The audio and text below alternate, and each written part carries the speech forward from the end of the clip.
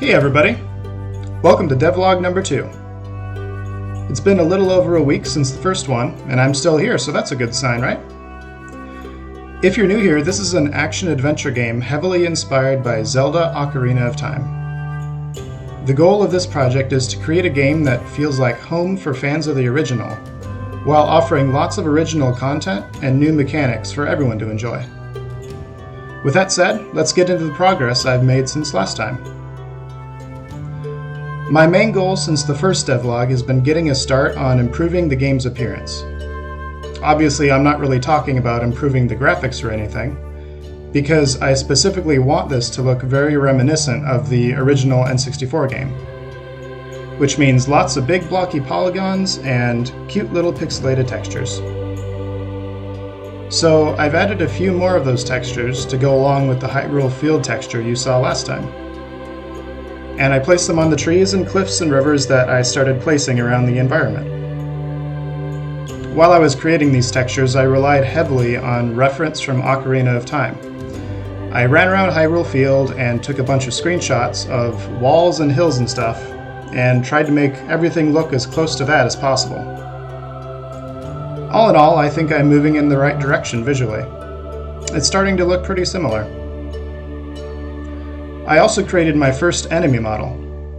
Like the player character, I'm not super happy with how it looks right now, but I really just wanted to get something ready, other than that angry gray block I had scooting around before. It's some kind of weird cross between a rat and a hedgehog, I guess. I don't have much experience with animation, so I did my best. I think I'm going to have to get a lot better at that for this project, since there's only so much you can get from the asset store or other places, unless you're okay with kind of cookie-cutter results. The other main addition was a basic targeting system. With this, I'm going for something that works pretty much the same as Z targeting in Ocarina of Time. One interesting factor here is that I think the game designers for Ocarina probably intended Z targeting to be a workaround for only having one analog stick on the N64 controller.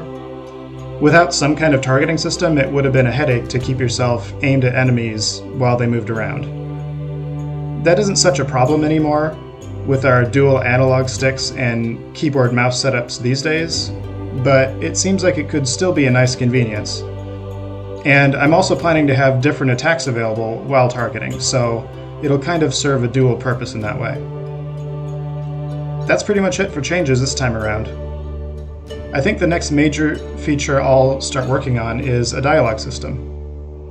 I don't think I'm going to make this game very story-focused, but I do think things would feel pretty lifeless if I didn't have any NPCs to interact with. After all, the weird and wacky characters are part of what gives Zelda games their unique charm.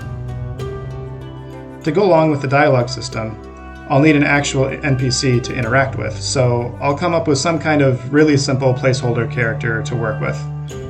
I'll probably also continue working on fleshing out the main field area and making it a bit more interesting to explore. Anyway, that's all for now. I'll see you in the next one, and thanks for watching my second devlog.